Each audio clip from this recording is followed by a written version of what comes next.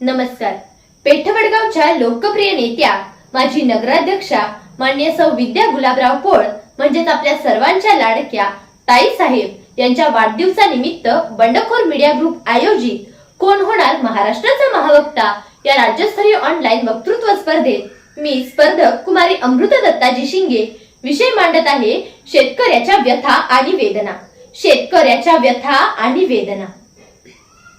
तळपता सूर्य डोक्यावर घेऊनी, तळपता सूर्य डोक्यावर घेऊनी, जेवताना कांदा भाकर खाऊनी, जेवताना कांदा भाकर खाऊनी, तापलेल्या मातीला घामाने भिजवणी, तापलेल्या मातीला घामाने भिजवणी, जो पीक उभा करतो तो खरा शेतकरी, जो पीक उभा करतो तो खरा शेतकरी.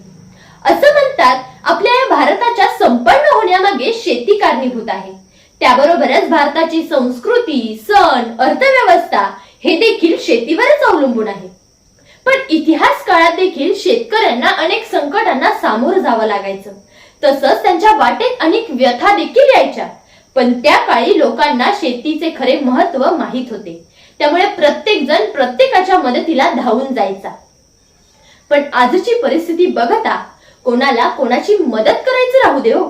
साधं कोणाला कोणाशी बोलायला देखील आज वेळ नाहीये. आणि आजच्या या नव्या जनरेशनला तर मुळात शेती म्हणजे काय, शेतकऱ्याचे महत्व काय हेच माहित नाहीये. त्यामुळे आज प्रत्येक जण उठतो आणि म्हणतो मी डॉक्टर होणार, मी इंजिनियर होणार, मी वकील होणार. पण कोण असं म्हणत नाही की मी एक शेतकरी होणार. का हो असं का?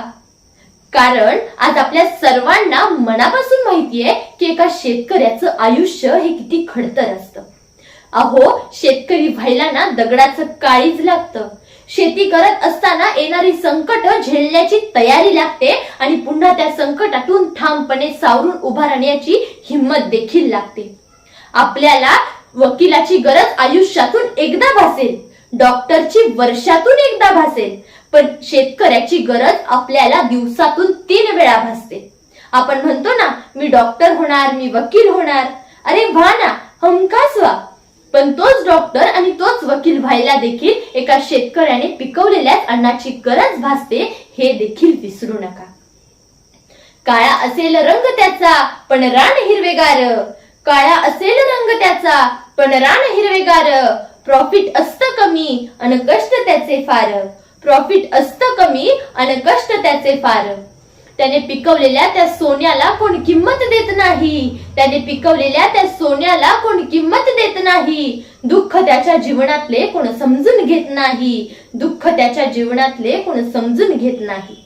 आपला भारत हा एक कृषी प्रधान देश आहे आणि शेतकरी हा भारतातील अर्थव्यवस्था व समाज व्यवस्थेतील एक मूलभूत घटक आहे. आपल्या या मातृभूमीवरती अन्नधान्य पिकवणारा आणि या धरतीला सुजलाम सफलाम बनवणारा या जगाचा पोशिंदा म्हणजेच शेतकरी. पण हे सारे काबाड कष्ट करत असताना त्या शेतकऱ्याच्या आयुष्यात किती संकट, किती व्यथा, किती वेदना येतात हे आज आपल्याला माहीतच नाही. अहो आज शेतकरी म्हटलं की पहिला डोळ्यासमोर येते ती गरिबी, दुष्काळ, कर्जबाजारी, अनुदानासाठी सरकारावर अवलंबून असणारा आणि सर्वात महत्वाचं म्हणजे आत्महत्या करणारा एक देव माणूस. मी म्हणते पण ही परिस्थिती का व कशी निर्माण झाली हो? याला कोण जबाबदार? याची कारणे व उपाय शोधण्याचा आजवर कोणी प्रयत्न केला आहे का हो? अहो आज जो शेतकरी अखंड या जगाचं पोट भरतो तोच शेतकरी कधी मात्र आपल्या पोटाची आतडी पिळवत उपाशी पोटीच राहतो. आसमानी संकटांचा सामना करताना आभाळात पसरलेलं ढग आणि डोळ्यात न सामावणारा असा तो पाऊस शेतकऱ्याच्या मनात आणि काळजात हुरहुर लावून जात असतो. पाऊस येणार असे प्रत्यक्षात वाटत असतानाही हुलकावणी देत असतो. जणू काही त्या शेतकऱ्यांच्या भावनांशी हा पाऊस एक प्रकारचा खेळच खेळत आहे. आणि हाच पाऊस कधी अतिवृष्टी तर कधी गारपिटीच्या स्वरूपात येऊन त्या बिचाऱ्याच्या पिकाचे नको तेवढे नुकसान करून जातो. कर्ज त्याच्या अंगावर पाऊस साथ देत नाही, कर्ज त्याच्या अंगावर पाऊस साथ देत नाही. दुष्काळात तो खचत जातो, सरकार हात देत नाही. दुष्काळात तो खचत जातो, सरकार हात देत नाही. शेती हा मुख्यतः पावसावर अवलंबून असणारा व्यवसाय आहे. आपल्या भारतात साधारणतः 60 ते 70% शेती ही पावसावर चालते, तर 30 ते 40% शेती ही बागायती आहे. त्यामुळे पाऊस कमी जास्त झाल्यास किंवा वेळेवर न आल्यास त्याचा पूर्णतः परिणाम शेतीवर होतो. आणि मग मात्र शेतकऱ्याची अपेक्षा फक्त सरकारकडूनच अनुदान आणि कर्जमाफीसाठी. पण सरकार मात्र कर्जमाफी म्हणतच राहतं, करत तर काहीच नाही हो. जी आर काढू अशा बातम्या देखील पसरवतं, पण तो लिहायचा काही त्यांना होतच नाही. अहो, मी म्हणते हा शेतकरी या सरकारकडून असं मागतोय तरी काय हो? एक मदतीचा हातच तर मागतोय ना, तेही या सरकारला जमत नाहीये का? बरं ठीक आहे, मी काही पूर्णच असं म्हणत नाही की सरकार शेतकऱ्याला मदतच करत नाही. अहो, करतं ना. महाराष्ट्रातल्या सामान्य माणसांमधून तयार झालेले राज्याचे नेतृत्व जेव्हा केंद्रातील सत्तेत गेले तेव्हा त्यांना कृषी मंत्री होण्याची संधी मिळाली. आणि तेच नेतृत्व म्हणजे माननीय शरदचंद्रजी पवार. त्यांनी घेतलेल्या ऐतिहासिक निर्णयांपैकी एक म्हणजे त्यांनी देशातील शेतकऱ्यांना 70,000 कोटींची कर्जमाफी दिली. पण ती कर्जमाफी खरंच सामान्य शेतकऱ्यांपर्यंत पोहोचली का हो? हा आजही एक प्रश्नच आहे. कारण कर्जमाफीची बातमी समजताच अनेक धनदांडग्या शेतकऱ्यांनी कर्जमाफी आधीच कर्ज काढून तिथे देखील स्वतःचाच फायदा करून घेतला. आणि मग काय हो, कर्जमाफीच्या यादीत सगळी धनदांडग्या श्रीमंत शेतकऱ्यांचीच नावे. आणि मग तिथेही मात्र माझा गरीब गरजू शेतकरी मात्र उपाशीच राहिला. शासकीय योजनांचा लाभ मिळवण्यासाठी शासनाने वेगवेगळ्या योजना एकाच छताखाली आणत त्याचा डिजिटल पोर्टलवर समावेश केला. पण त्याचीही कागदपत्रे गोळा करता करता माझ्या या शेतकऱ्याचा पुरा जीव निघून जातो.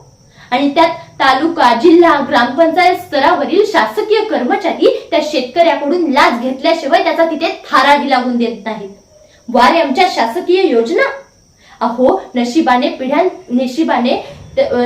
पिढ्यानपिढ्या त्या शेतकऱ्यांजवळच्या जपलेल्या जमिनीवरती जर का शासनाचा काही उद्योग येणार असेल तर त्या जमिनीला सोन्याचा भाव येतो. पण तिथेही शेतकऱ्याच्या हातातोंडाला आलेला घास त्याच्याकडून हिसकावून घेतील ते राज्यकर्ते कसले हो? अहो, हेच राज्यकर्ते त्या बिचाऱ्या शेतकऱ्याला आपल्या त्या जमिनी आपल्याच नातेवाईकांना आणि गुंडांना कवडी मोलात विकायला लावून तिथेही स्वतःचाच फायदा करून घेतात. आणि मग हेच राज्यकर्ते आणि हेच सरकार त्या शेतकऱ्याला फार खिळखिळ करून टाकतो हो. मग शेवटी त्या बिचाऱ्याला त्याचं जगणं असह्य होतं. आणि मग त्याच्या मनात फक्त एकच विचार येतो, तो म्हणजे आत्महत्या. त्यानंतर त्याने आत्महत्या केल्यावरती तिथे मीडियावाले येऊन त्याचा तो मृतदेह साऱ्या जगाला दाखवतात, जणू काही हे सारं जग त्या शेतकऱ्याच्या मृत्यूचा आनंदच साजरा करते. अरे, मी म्हणते त्या शेतकऱ्याला त्याच्या मरण्यानंतर इतकं पॉप्युलर करण्यापेक्षा तो मरण्याआधी त्याला इतकं पॉप्युलर केलं असतं, त्याच्या साऱ्या समस्या या जगापुढे मांडल्या असत्या ना, तर आज ही वेळ त्याच्यावर आलीच नसती. अहो, महाराष्ट्रातलं मुख्यमंत्री पदासाठीचं राजकीय नाट्य तासनतास ब्रेकिंग न्यूज दाखवणाऱ्या इलेक्ट्रॉनिक मीडियानं जरा फिरवा की तुमचे कॅमेरे उसाच्या पाचटीत, हडगोटणाऱ्या थंडीत उस तोडणाऱ्या त्या आया बहिणींकडे आणि त्या शेतकऱ्याकडे. दाखवा या जगाच्या पोशिंद्याचं शोषण आणि काळ्या बाजारात विकलं जाणारं आमचं राशन. दाखवा एखाद्या शेतकऱ्याच्या पोराच्या तुटलेल्या पाट्या आणि हरवलेली पुस्तकं नांगरलेल्या शेतात. शेतकऱ्याचं पाल्यामधलं जगणं दाखवा, रात्रंदिवस राबणं दाखवा. आणि दाखवा कोवळ्या हातातले कोयते.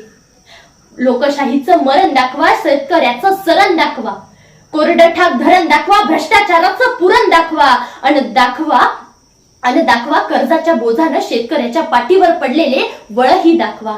आणि दाखवा शेतकऱ्याच्या सोन्यासारख्या पिकाला मिळालेला मातीमोल भाव दाखवा. मग कळेल तुम्हाला त्या शेतकऱ्याच्या आयुष्याची कथा आणि व्यथा. शेवटी मी सर्वांना इतकंच सांगेन की जेव्हा हा सर्व खेळ थांबेल ना, तेव्हा प्रत्येकाला आपल्या पोटाला चिमटा नक्कीच काढावा लागेल. एवढं सांगून मी थांबते. जय हिंद, जय महाराष्ट्र.